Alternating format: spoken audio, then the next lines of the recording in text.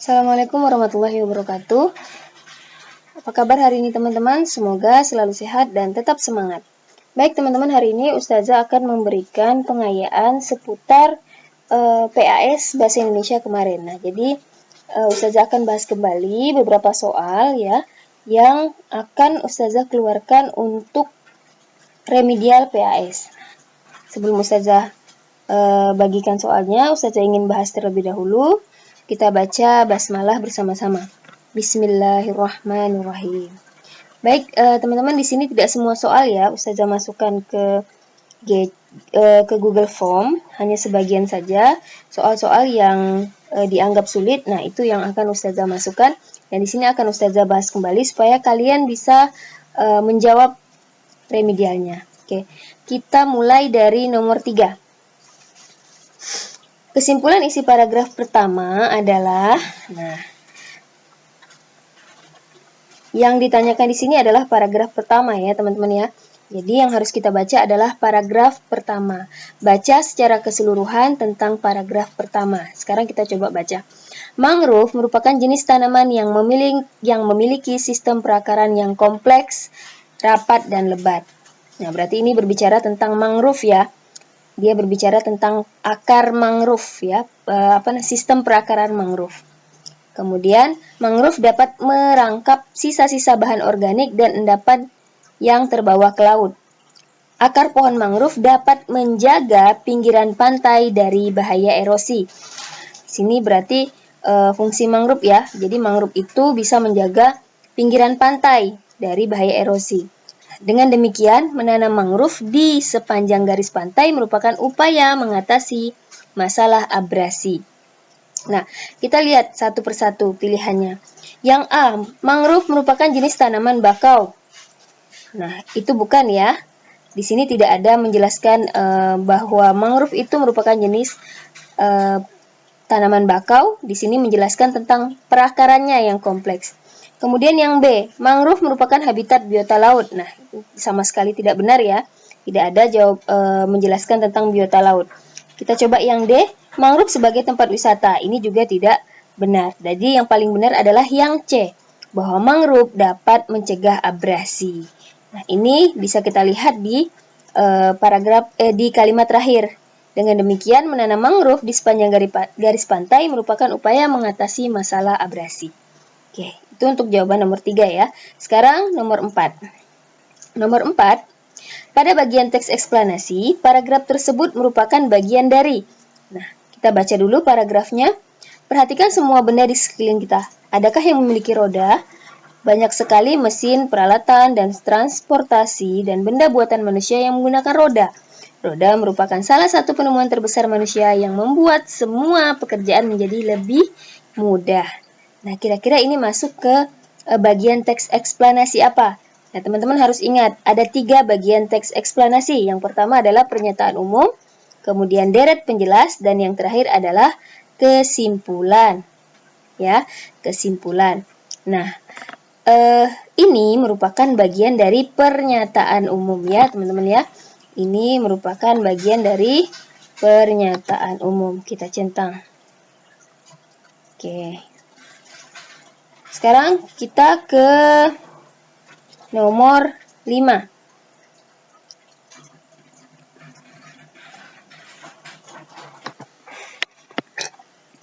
Di nomor 5 ya, kita coba baca dulu pertanyaannya.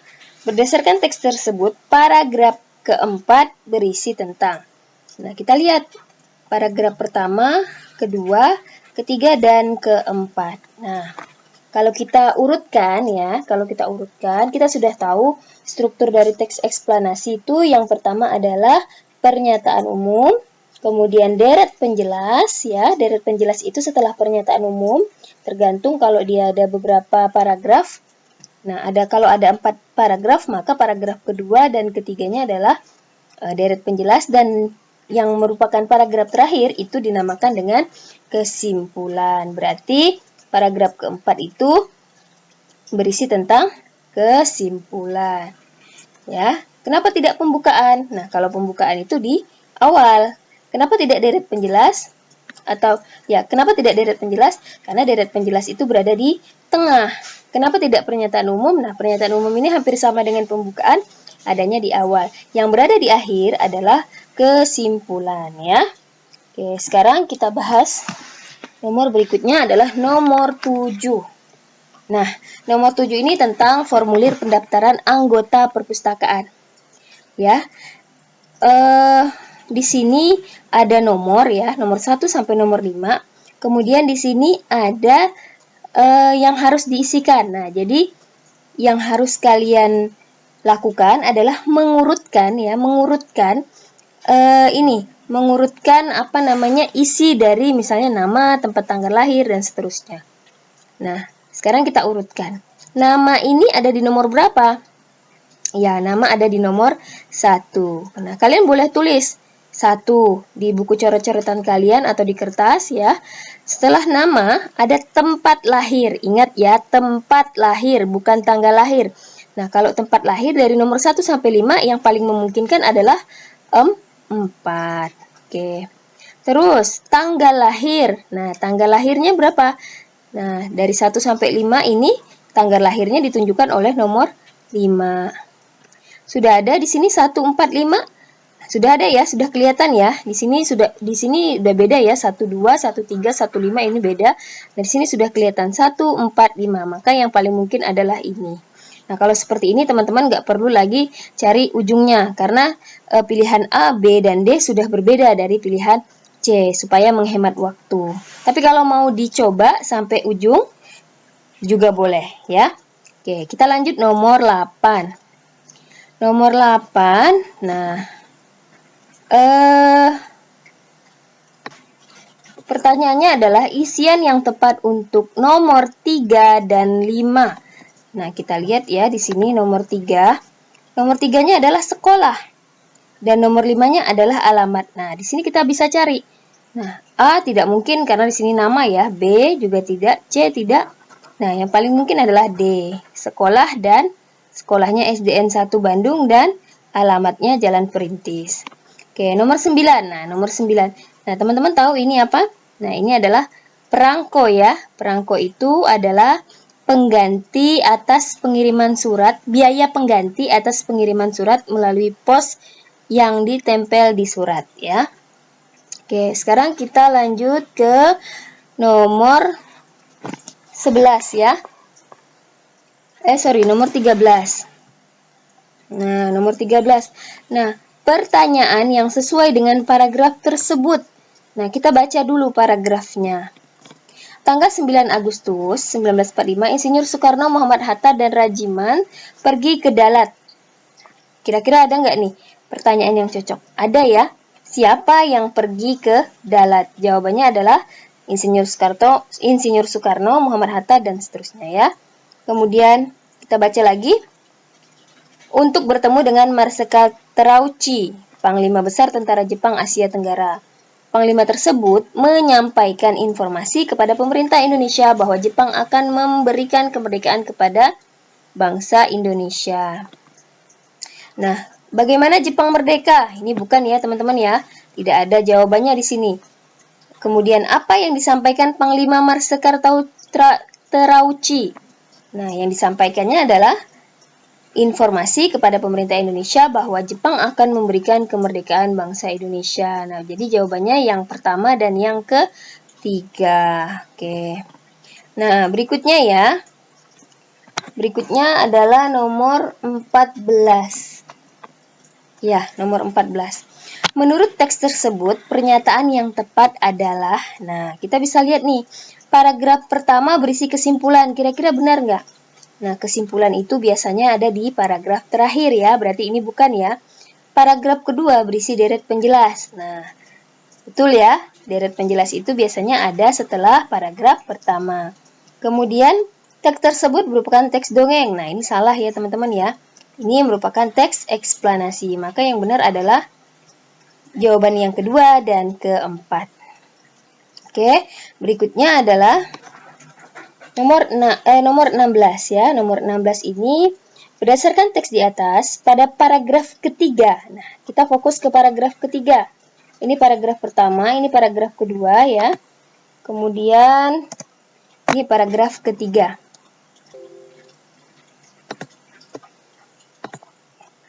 paragraf pertama, kedua, dan ketiga ya. Nah, yang pertanyaannya adalah berdasarkan teks di atas, paragraf ketiga, kalimat yang menunjukkan kata tidak baku.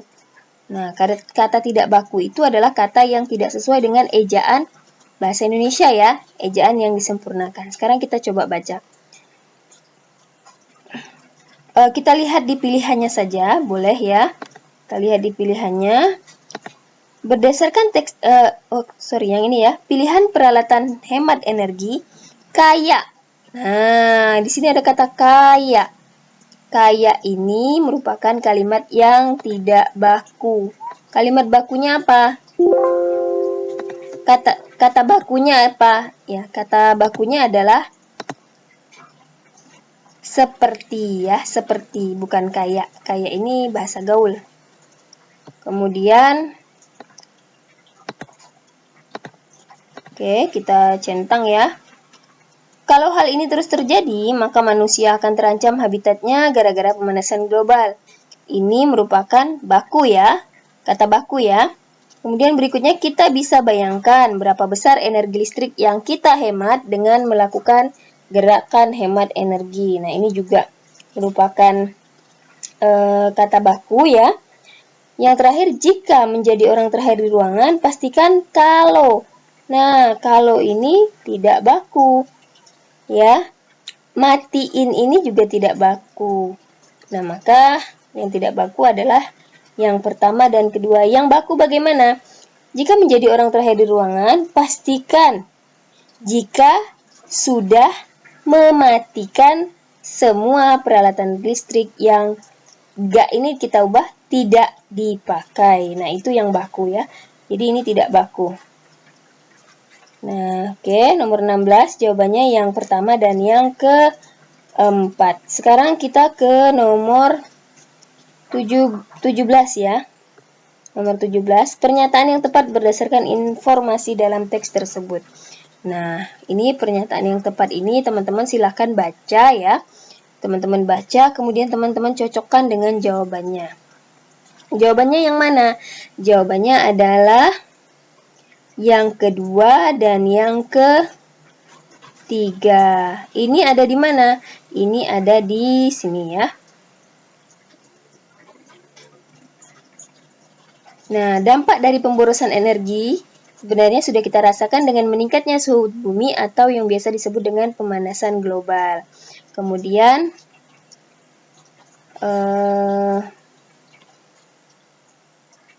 nah ini. Kalau hal ini terus terjadi, maka manusia akan terancam habitatnya gara-gara pemanasan global. Bukan yang ini ya. Yang ini ya. Yang ini ya, teman-teman ya. Ya, jadi kondisi tersebut diperparah dengan semakin berkurangnya lahan hijau. Pemanasan global bikin cuaca tidak teratur. Nah, ini bikin ini tidak baku ya. Harusnya pemanasan global membuat cuaca tidak teratur. Nah, jadi ini ya pernyataan yang sesuai. Kalau yang pertama dan yang keempat ini tidak sesuai. Oke. Kita lanjutkan. Berikutnya nomor 18. Nah, formulir tersusun atas 3 bagian, yaitu bagian kepala, bagian tubuh, dan bagian ekor. Bagian tubuh berisi keterangan seperti ini. Nah, bagian kepala itu berupa judul ya teman-teman ya. Misalnya formulir pendaftaran ekstrakurikuler. Nah, itu bagian kepala. Nah, bagian tubuh adalah biasanya berisi nama, alamat, jenis kelamin, tempat tanggal lahir, dan sebagainya.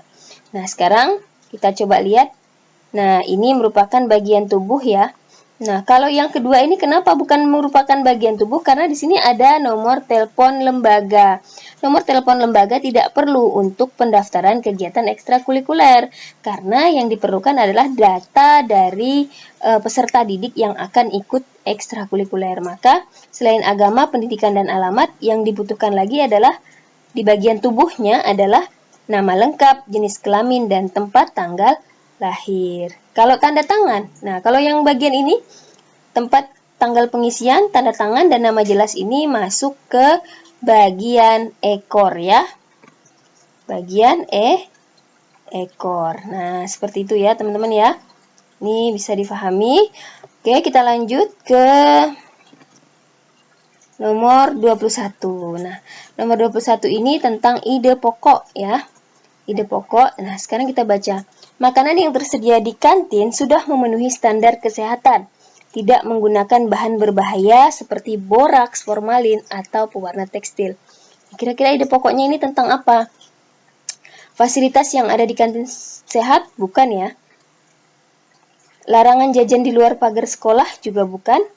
Nah, yang betul adalah yang ketiga, standar makanan sehat yang ada di kantin ya. Jadi, makanan di kantin itu sudah memenuhi standar kesehatan.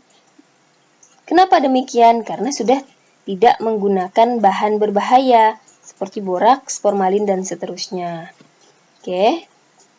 Sekarang nomor 22. Kalimat utama paragraf tersebut, pada paragraf tersebut ditunjukkan oleh kalimat nomor berapa?